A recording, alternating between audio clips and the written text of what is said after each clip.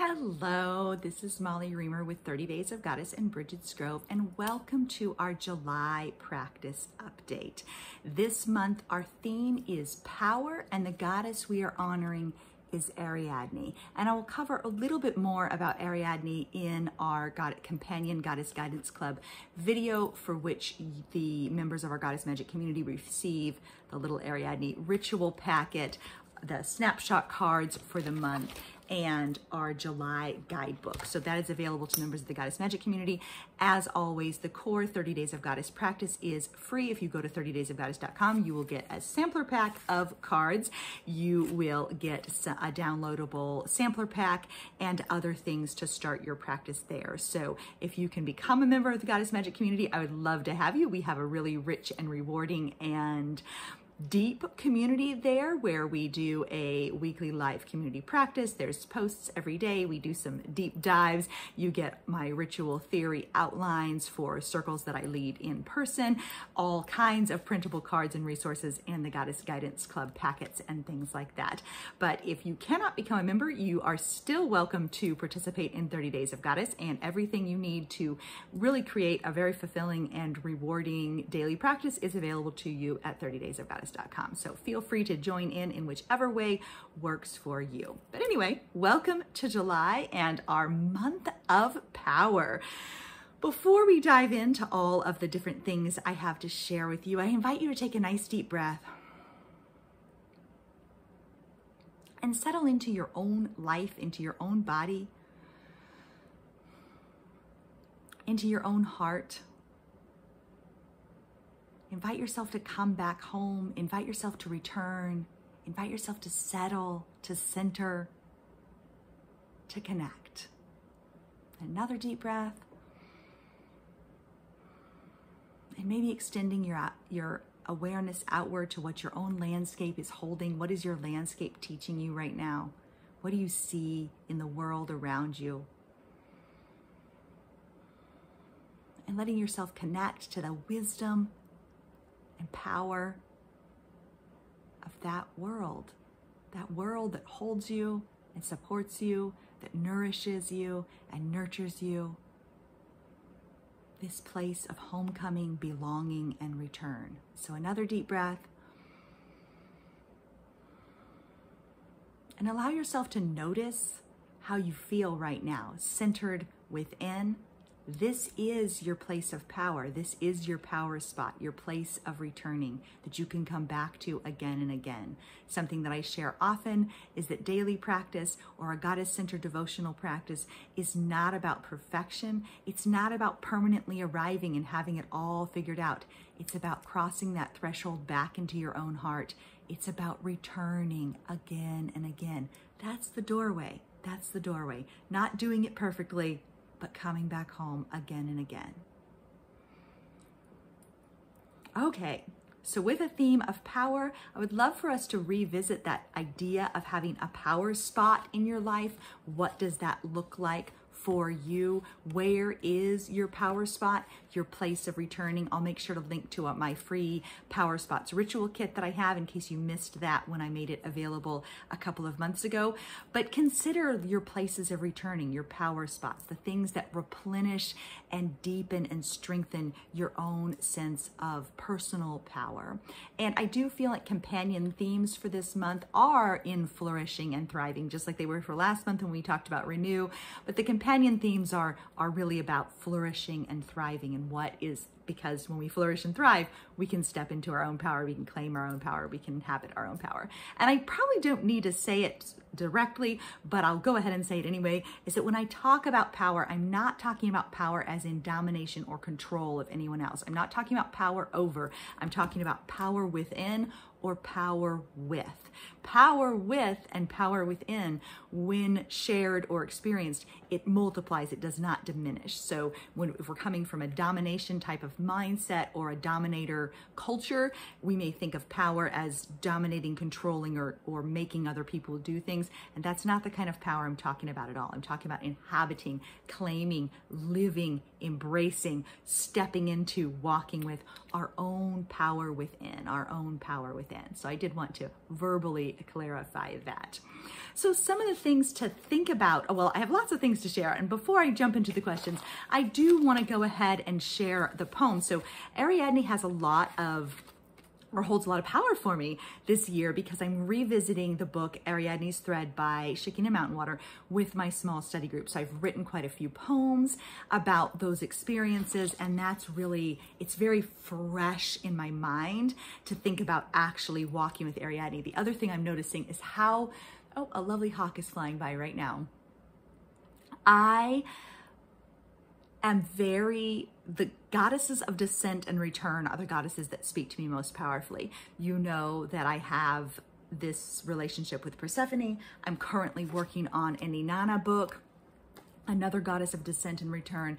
And I'm also very interested in Pandora as like a goddess of unlocking and freeing. And Ariadne, I feel like, goes really hand in hand with Inanna, but also with Persephone in that journey of descent and return, of unraveling, of unknitting, of unknotting, of deconstructing, of rebirthing and reinvention. So there's a lot to cover here. So I'm going to start with a poem that I wrote at the beginning of our Ariadne Circle, and I have a couple more to sprinkle in as we go forth with this. And then we'll come back to our questions and quotes to consider for the month. So here we go. Last night there was a full moon on the rise and 3 hawks shrieking from the trees behind the tiny temple. Today I will circle and sing, picking up Ariadne's thread once more and following the trail left by the way showers become the past. Watching 4 crows emerging from the woods, each arrowed in a different direction so they fan away above the roof. Not knowing why or all the answers, but trying anyway, making meaning and magic out of life's many threads each day. The story of my own life being written as I live it, even when the next step is uncertain, pausing as often as possible. This is where life is, at the heart of things, untethered and present, noticing what there is to see and learn. This is where we step in and through and remember that it is worthwhile to protect space for the sacred and ourselves at the center of our own lives.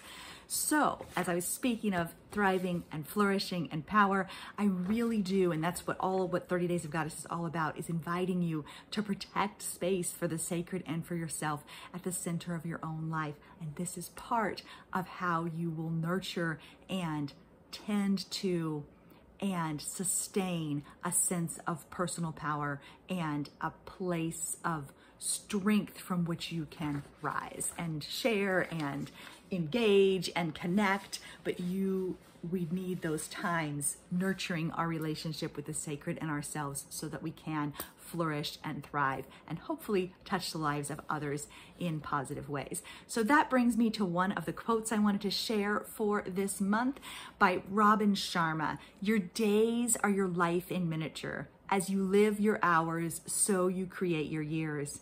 As you live your days, so you craft your life. Small choices lead to giant consequences over time.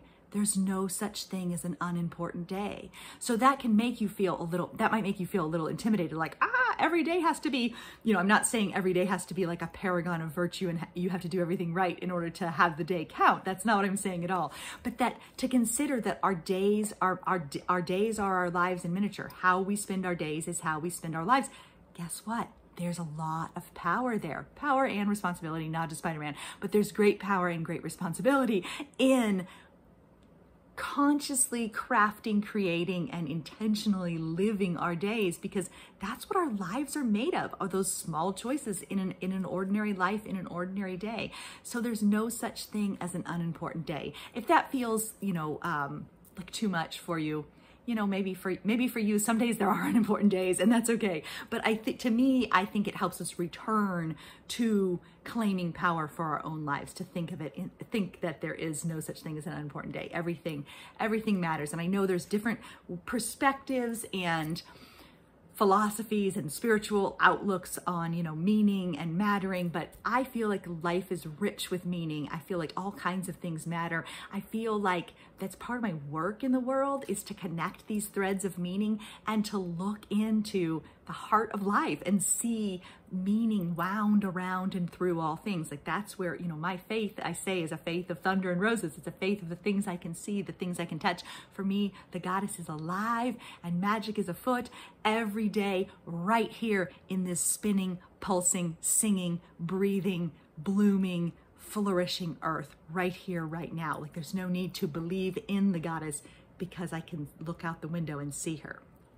And so anyway, no such thing as an unimportant day, even if, so I think that there's a lot of power there. If you to think of your days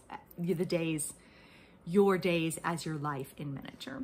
So bringing us to our questions to consider this month, what does it feel like to inhabit your own power, to claim your own power, to dance with your own power? What does power mean to you? What does power feel like to you? What does it look like to claim your own power? What would it mean to you to do that? Where do you feel like you have power in your life, and where do you feel like you don't have power? And I think goddesses of descent and return, goddesses of rising and reclaiming, those goddesses remind us to claim our own power, to step back into it, to walk into it, to dance with it, to be powerful, to dare to be powerful. And so then likewise, where am I journeying? What am I discovering? Do you trust yourself to follow your own path, to follow that unspooling spiral, to follow that unspooling thread that guides you sometimes through darkness and through sunshine and around corners and into deep woods? Where, what are you following? Where are you journeying? And do you trust yourself to follow your own path? Where do you maybe feel tight, constricted, controlled, or confined? Where do you wish to deconstrict, to open up, to liberate, to be free? Where do you wish to claim your power, to step into it? What do you wish to set free? And then how might it liberate you to reframe your tasks or obligations as active choices? I choose this right now. I don't have to do XYZ, but I am choosing to do XYZ right now. What happens, and I come back to this one a lot, and it's not always something I do quote unquote right, but what happens if I orient my life by joy? What happens if you orient your life by joy? What feels good? What feels liberating? What feels delightful? What feels inspiring? What happens if you orient your choices and your days, your always important days? What happens if you orient those days by joy, by inspiration, by liberation, by freedom, by delight, by exploration, by discovery? And then the final question is, what's next? What can I open the doorway into? And so you might say, is like, where does the path take me next? If we're going to continue to draw on Ariadne's story, like, where does the path take me next? Where is the thread leading? And so that brings me to another poem that I had wanted to share from these are about the threads of our lives. This is from the guidebook for July, which is one of the perks for our Goddess Magic patrons. This is really great guidebooks that I design myself that you can print out and use for your path through the month. And then I also draw upon those for our community practices that are once a week, and then for our live circle that is once a month, simple and sacred on Zoom. So this one is called Silver Threads. And this is about my in-person circle again. On a sunny day, we gather, hands pressed palm to palm, as a hawk cries 3 times. Interesting that hawks have shown up twice, because I just saw one when I was making the video too. As a hawk cries 3 times, circling above the field, we anoint our heads, hearts, and hands with sweet-smelling oil, and sing and laugh together on this wide earth, the threads of our friendship connecting us through space and time into a rainbow cone and back again. We collect 3 oak leaves from the yard, 1 for tenacity, 1 for memory, and 1 for ideas. 3 white feathers each and a tuft of deer fur, symbols of our journey. Our hands find her silver thread once more, the one that draws us inward to listen and draws us outward to connect. We offer our prayers and our songs, our friendship and our persistent uncovering up together as the thread continues to unfurl. If there be minotaurs here, we will defeat them, for we are willing to know who we are and what we're capable of. We are willing to follow, we are willing to lead, we are willing to listen, we are willing to discover, and we reclaim our wisdom and our magic. We reclaim our power and our trust. We set forth hand in hand as the songs and stories, symbols and string lead the way. So connecting a little more deeply in with the threads and Ariadne's thread and the guidance and those threads of magic. I use a lot of fabric-y, fiber-related metaphors in my writing. I'm powerfully influenced by the image of a web, of a tapestry, of what we weave together. So I use string and thread and tapestries and webs frequently in my writing, and really in my theological outlook on the world is this goddess as the great grand web of incarnation that holds us all. And so while we are holding our own thread in the web is also holding us. And so there is a poem about that as well that I'd like to share with you, A Million Threads. Sometimes I look around in dismay, so many books unread, so many projects incomplete, and poems unwritten, so many memories unrecorded, so many games unplayed, so many seeds unplanted, so many recipes untried. May we be soft with the irrefutable fact of our humanness, our own great efforts and our own many failures. A million invisible threads form the fabric of our lives. May we weave them with patience, with love, with creativity, and with faith. And as we hold on to these many threads, may we come to trust how these threads are also holding us. So I find power there in the notion that these threads are also holding us, and that we have our own threads. So we can't change everything. We can't change the whole world. We can't do everything that we may imagine, but we can hold on to our threads, and we can feel the threads that are holding us. And so I'd like to come back to a couple of quotes from our guidebook as well. One is something that I shared, I forget where I shared it, but I shared it somewhere, from Shekinah Mountain Water, where she says, "For centuries, women have been denied personal space as well as sacred space. Truly, one little spot in the vastness of the universe is not too much to ask." So coming back to the idea of power spots, where might you claim a place of power for yourself, a place that you can return to again and again? And the more we return, the more it deepens and grows. The more our resources grow, the more we flourish, the more we thrive, the more our base, so to speak, grows in power when we return again and again.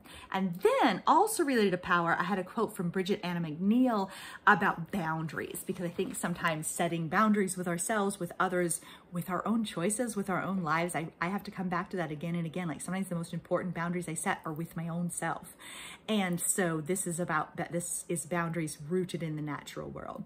Boundaries are not about becoming more concrete than soft earth. They are instead a blend of soft opening and strength, like the brambles that look after the young growth, the tender seedlings and the tiny creatures. Boundaries are the woven nest that holds the fragile egg. They are the thorn that is in service of the rose's medicine. They are a gardener's manual that guides you in how to tend to your seedlings, your beating heart, your new beginnings, and your soft earth with care, wisdom, and respect. So in thinking about our theme of boundaries and about Ariadne's unspooling thread and about finding our way through darkness, think about boundaries as that nest that holds the fragile egg. Those things that protect your own soft earth of your heart, of your peace, of your life. And so you may wish to explore your boundaries this month and how they are either supporting you in your power or perhaps diminishing you in your power. And so let's see, I like to keep these videos at about 20 minutes or so. And so I'm going to go ahead and close with a, let me see, I have several things that I'd like to close with. And one is one is this poem from one of our snapshots cards. Today you are free to choose, to remember your own agency, to claim your own sovereignty and come back home to wholeness.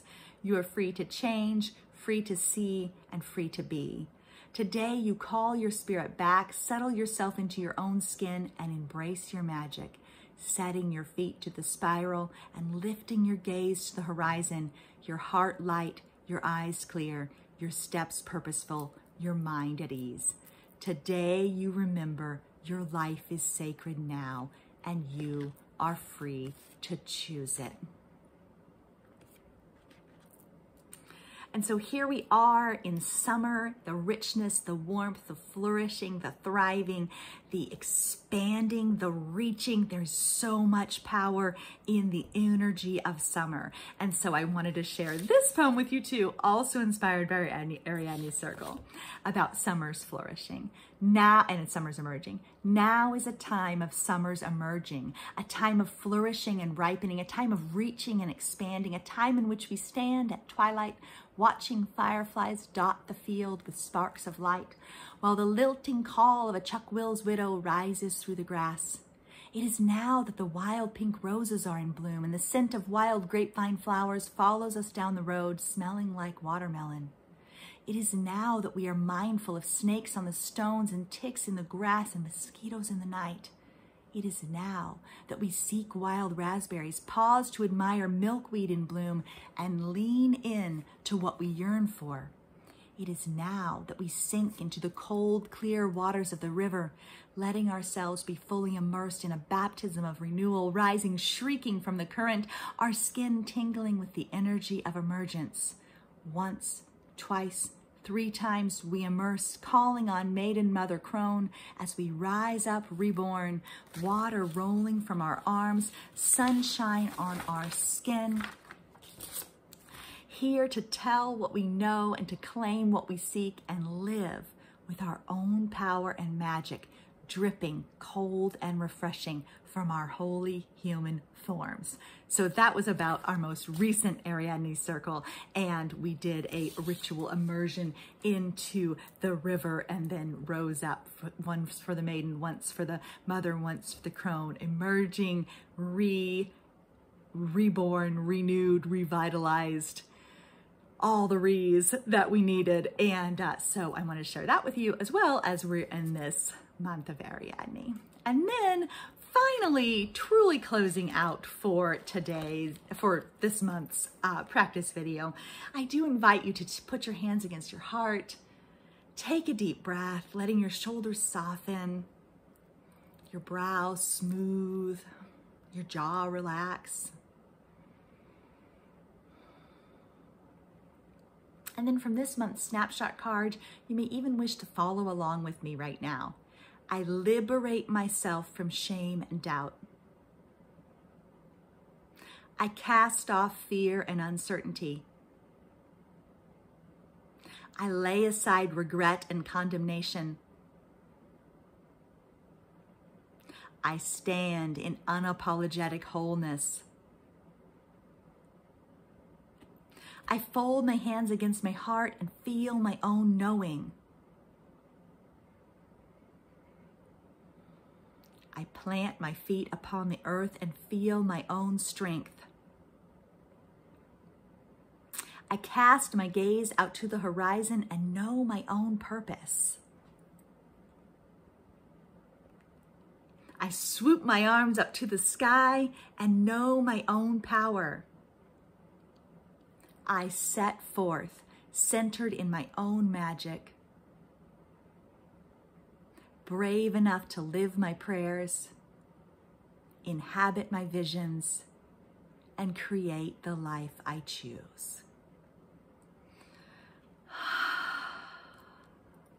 So may you embrace and claim your own magic this month as we step into July, as we revel in our own flourishing, our own thriving, our own muchness and wholeness and fullness. Thank you so much for being here. Keep living your magic. Bye-bye.